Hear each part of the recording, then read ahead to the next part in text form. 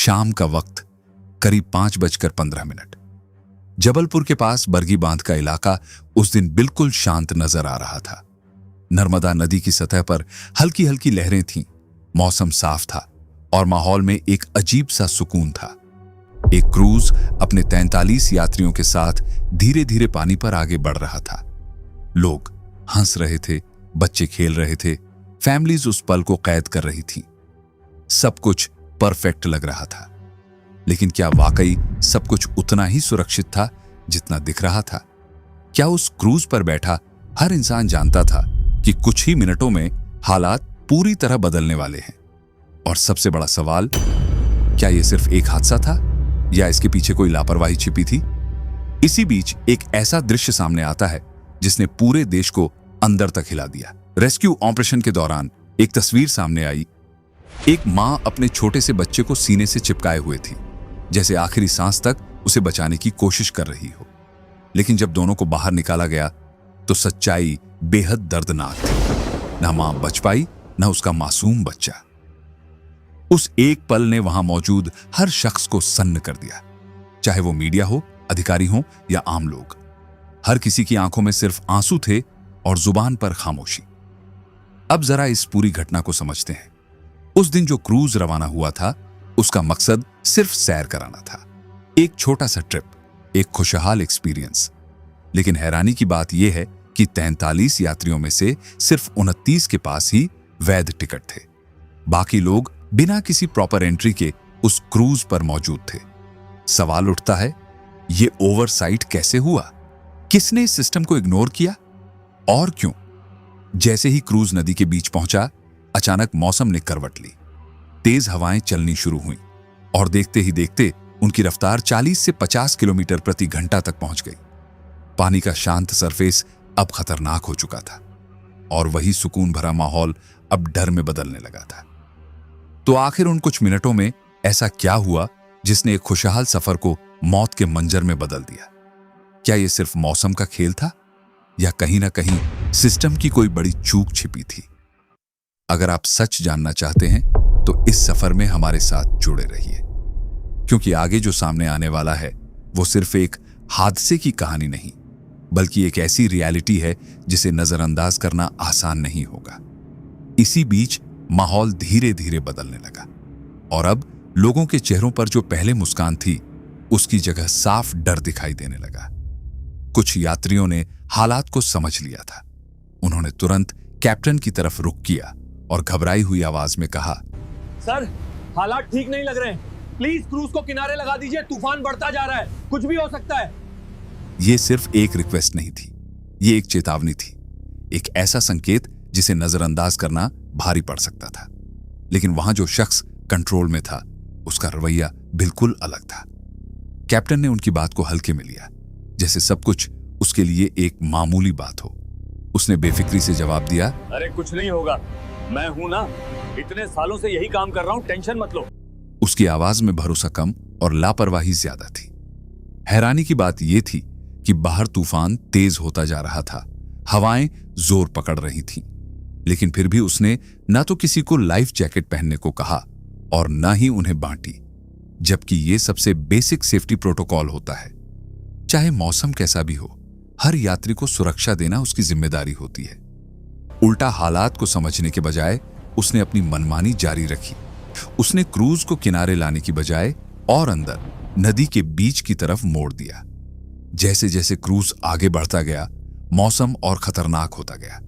हवा की रफ्तार अब करीब 75 किलोमीटर प्रति घंटा तक पहुंच चुकी थी। लहरें अब सिर्फ पानी की हलचल नहीं थी, वो ऊंची उठ रही थीं, टकरा रही थीं और कई बार सीधे क्रूज के अंदर तक घुस जा रही थीं। हर झटके के साथ लोगों का डर और गहरा होता जा रहा था। स्थिति इतनी बिगड़ गई कि यात्रियों ने खुद ही हालात संभालने की कोशिश शुरू कर दी। घबराए हुए लोग क्रूज के निचले हिस्से में भागे, जहां से उन्होंने लाइफ जैकेट्स निकालनी शुरू की। कोई खुद पहन रहा था, कोई दूसरों को दे रहा था। हर कोई अपने और अपने परिवार को बचाने की जद्दोजहद में लगा था। यह वही काम था जो उस वक्त कैप्टन को करना चाहिए था, लेकिन वो अपनी सीट पर बैठा जैसे सब कुछ सामान्य होने का दिखावा कर रहा था। ना उसने कोई इमरजेंसी अनाउंसमेंट की, ना ही कोई प्रॉपर गाइडेंस दी। बस अपनी ही जिद में क्रूज को और खतरे की तरफ ले जाता रहा। और अगर आप ध्यान दें तो यह सिर्फ एक चूक नहीं थी, यह कई स्तर पर हुई गंभीर लापरवाही का नतीजा था। एक तरफ क्रूज पर कुल 43 लोग सवार थे, जबकि वैध टिकट सिर्फ 28 के ही थे। दूसरी तरफ सबसे जरूरी नियम, हर यात्री को लाइफ जैकेट देना, उसे पूरी तरह नजरअंदाज कर दिया गया था। यह कोई छोटी गलती नहीं थी, यह सीधे सीधे उन जिंदगियों के साथ खिलवाड़ था जिनकी जिम्मेदारी उसी इंसान के हाथ में थी। और जैसे जैसे वक्त आगे बढ़ रहा था, हालात उस मोड़ की तरफ जा रहे थे जहां से वापसी शायद नामुमकिन होने वाली थी। और आखिर वही हुआ जिसका डर कुछ देर पहले लोगों की आवाज में साफ सुनाई दे रहा था। तूफान इतना उग्र हो चुका था कि क्रूज अपनी दिशा में टिक भी नहीं पा रहा था। हवा के तेज झोंके और उफनती लहरों ने उसे जकड़ लिया था। अब हालात कैप्टन के कंट्रोल से पूरी तरह बाहर जा चुके थे। कुछ पल पहले तक जो आदमी खुद पर भरोसा दिखा रहा था, अब वही हतप्रभ खड़ा था, जैसे समझ ही नहीं पा रहा हो कि क्या करे। उधर यात्री अपनी जान बचाने के लिए खुद ही जुट चुके थे। किसी ने किसी को आवाज दी, जल्दी करो, जैकेट पहन लो, देर हो जाएगी। और लोग जैसे तैसे लाइफ जैकेट एक दूसरे तक पहुंचाने लगे। किसी ने अपने बच्चे को पहले पहनाया, किसी ने अपने बुजुर्ग माता पिता को संभाला।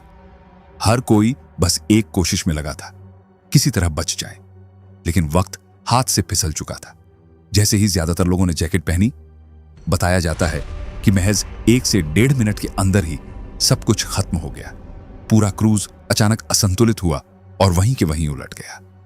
एक ही पल में पूरी नाव पानी के नीचे जा चुकी थी। जैसे ही क्रूज पलटा, चारों तरफ चीख पुकार मच गई। कोई मदद के लिए चिल्ला रहा था, कोई अपने परिवार के लोगों के नाम पुकार रहा था। मेरे बच्चे को बचाओ, कोई यहाँ है क्या? ऐसी आवाजें नदी के बीच गूंज रही थीं। कुछ लोग घबराकर तैरने लगे किनारे तक पहुंचने की कोशिश में, तो कुछ पानी में ही संघर्ष करते नजर आए। उस वक्त हर इंसान अपने अस्तित्व के लिए लड़ रहा था। मीडिया रिपोर्ट्स के मुताबिक जब यह हादसा हुआ तो अब तक 28 लोगों को सुरक्षित बाहर निकाल लिया गया है। वहीं 9 लोगों की मौके पर ही मौत हो गई और 6 लोग ऐसे हैं जिनकी तलाश अब भी जारी है। 2 दिन बीत जाने के बाद भी ये आंकड़े सिर्फ नंबर नहीं हैं। हर एक संख्या के पीछे एक जिंदगी, एक परिवार, एक अधूरी कहानी छिपी हुई है। इसी अफरा तफरी और दर्द के बीच एक ऐसा मंजर सामने आया जिसने हर किसी को अंदर तक तोड़ दिया। पानी की सतह पर एक मां अपने छोटे से बच्चे को सीने से चिपकाए हुए मिली, जैसे आखिरी पल तक उसे बचाने की कोशिश कर रही हो। लेकिन किस्मत इतनी बेरहम थी कि जब रेस्क्यू टीम वहां पहुंची तब तक दोनों की सांसें थम चुकी थी। मां और उसका बच्चा दोनों हमेशा के लिए खामोश हो चुके थे। जब उन्हें किनारे लाया गया तो वहां मौजूद हर शख्स जैसे पत्थर का हो गया। कैमरों के पीछे खड़े रिपोर्टर्स, मौके पर मौजूद अधिकारी और आम लोग, सबकी आंखों में आंसू थे। किसी के पास शब्द नहीं थे, सिर्फ एक सवाल था, आखिर ये सब हुआ कैसे? एक मासूम बच्चा जो अपनी मां के सीने से लिपटा हुआ था, वो तस्वीर आज भी उस हादसे की सबसे दर्दनाक गवाही बनकर सामने खड़ी है। और यही सवाल अब भी हवा में तैर रहा है कि क्या ये त्रासदी टाली जा सकती थी या ये सिर्फ एक लापरवाही का खौफनाक अंजाम था? और यहीं से सबसे बड़ा सवाल खड़ा होता है, आखिर ऐसा हो कैसे गया? एक के बाद एक जो बातें सामने आईं, उन्होंने पूरे सिस्टम पर उंगली उठा दी। प्रशासनिक व्यवस्था हो या क्रूज की सिक्योरिटी, हर तरफ से जवाबदेही की मांग होने लगी। और यह सवाल उठना बिल्कुल जायज था, क्योंकि इतनी बड़ी लापरवाही कोई मामूली गलती नहीं हो सकती। क्या किसी को अंदाजा नहीं था कि हालात बिगड़ सकते हैं? क्या कोई भी जिम्मेदार व्यक्ति उस वक्त सच में स्थिति को समझ नहीं पा रहा था? सबसे पहले बात आती है यात्रियों की संख्या की। क्रूज पर कुल 43 लोग मौजूद थे, लेकिन वैध टिकट सिर्फ 28 के ही थे। इसका सीधा मतलब था कि ओवरलोडिंग हुई थी। और यह कोई छोटी बात नहीं है, यह सीधे सीधे सेफ्टी नॉर्म्स का उल्लंघन है। इसके बाद जो दूसरी गंभीर चूक सामने आई वो और भी चौंकाने वाली थी।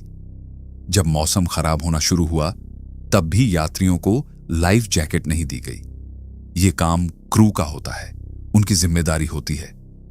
लेकिन यहां उल्टा हुआ। लोग खुद नीचे गए, खुद जैकेट्स निकाली और एक दूसरे को पहनाने लगे।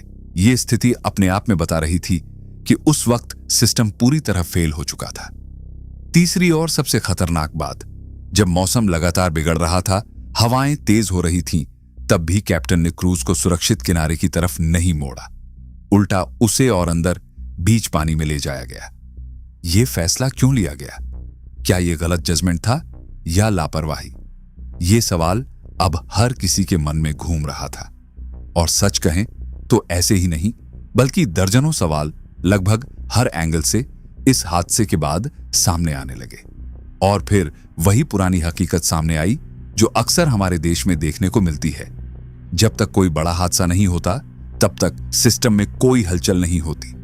जैसे किसी को जगाने के लिए एक जोरदार झटका जरूरी होता है। और यहां भी कुछ ऐसा ही हुआ। इस घटना के बाद मध्य प्रदेश में जितने भी क्रूज ऑपरेशन चल रहे थे उन्हें तुरंत बंद कर दिया गया। जांच तेजी से शुरू हुई, हर एंगल से पड़ताल होने लगी। इतना ही नहीं, जो लोग इन क्रूज में काम करते हैं उन्हें अब खास ट्रेनिंग दी जा रही है ताकि आगे ऐसी गलती दोबारा ना हो। लेकिन सवाल अभी भी वही खड़ा है, ये ट्रेनिंग पहले क्यों नहीं दी गई? ये सख्ती पहले क्यों नहीं दिखाई गई? क्या हर बार सिस्टम को जागने के लिए किसी मासूम की जान जाना जरूरी है? और सबसे बड़ी बात, क्या इस बार जो कदम उठाए गए हैं वो सच में बदलाव लाएंगे, या फिर वक्त के साथ ये भी सिर्फ एक और फाइल बनकर रह जाएगा? अब इस पूरी घटना के बाद एक कड़वी बात साफ नजर आने लगी है। सिस्टम में कहीं ना कहीं गंभीर कमी थी। लोग खुलकर सवाल उठा रहे हैं कि आखिर क्यों हर बार किसी बड़े हादसे के बाद ही जागरूकता आती है? क्यों पहले से तैयारी नहीं होती? क्यों तब तक सब कुछ सामान्य दिखता रहता है जब तक कोई बड़ा नुकसान ना हो जाए? ये सवाल सिर्फ गुस्से से नहीं बल्कि उस दर्द से निकल रहे हैं जो इस हादसे ने छोड़ा है। मीडिया रिपोर्ट्स के अनुसार जो इस क्रूज को चला रहा था वो खुद इस हादसे से बच गया। ये बात लोगों को और ज्यादा बेचैन कर रही है, क्योंकि एक तरफ कई परिवार उजड़ गए और दूसरी तरफ वो व्यक्ति जिंदा बाहर निकल आया जिसने उस वक्त फैसले लिए थे। कुछ लोग कह रहे हैं, क्या उसने अपनी जान बचाने की कोशिश में बाकी लोगों को पीछे छोड़ दिया? ये सवाल भले ही कड़वा हो, लेकिन इस वक्त हर किसी के मन में यही घूम रहा है। अब बात सिर्फ हादसे की नहीं रही, बात जिम्मेदारी की हो चुकी है। आखिर उस कैप्टन पर, उस क्रू पर और पूरे सिस्टम पर क्या कार्रवाई होनी चाहिए? क्या सजा इतनी होनी चाहिए कि आगे कोई ऐसी लापरवाही करने की हिम्मत ही ना करे? क्योंकि यहां एक छोटी नहीं बल्कि बेहद गंभीर गलती की कीमत कई लोगों ने अपनी जान देकर चुकाई है। 9 लोगों की मौत की पुष्टि हो चुकी है और 6 लोग अभी भी लापता हैं। 48 घंटे से ज्यादा वक्त गुजर जाने के बाद भी उनका कोई पता नहीं चल पाया है। वहीं दूसरी तरफ रेस्क्यू ऑपरेशन लगातार जारी है। एनडीआरएफ और एसडीआरएफ की टीमें दिन रात लगी हुई हैं। गोताखोर बार बार पानी में उतर रहे हैं, हर कोने को खंगाल रहे हैं। आसपास के इलाकों में भी तलाश जारी है। हर किसी को बस एक उम्मीद है कि शायद कोई और जिंदगी बचाई जा सके, शायद कोई और सांस वापस लाई जा सके। लेकिन इन सब के बीच एक सवाल अब भी हवा में तैर रहा है और शायद इसका जवाब हर किसी के नजरिए पर निर्भर करेगा। आपके हिसाब से इस हादसे के पीछे असली वजह क्या थी? क्या यह पूरी तरह सिस्टम की नाकामी थी या फिर उस वक्त लिए गए कुछ गलत फैसलों ने सब कुछ बदल दिया? अगर आप ऐसी ही सच्ची और गहराई से बताई गई कहानियां देखना चाहते हैं जहां हर एंगल को समझा जाता है, हर सवाल को उठाया जाता है, तो इस सफर का हिस्सा बनिए, क्योंकि यहां सिर्फ कहानियां नहीं सुनाई जाती, यहां सच्चाई को सामने लाया जाता है।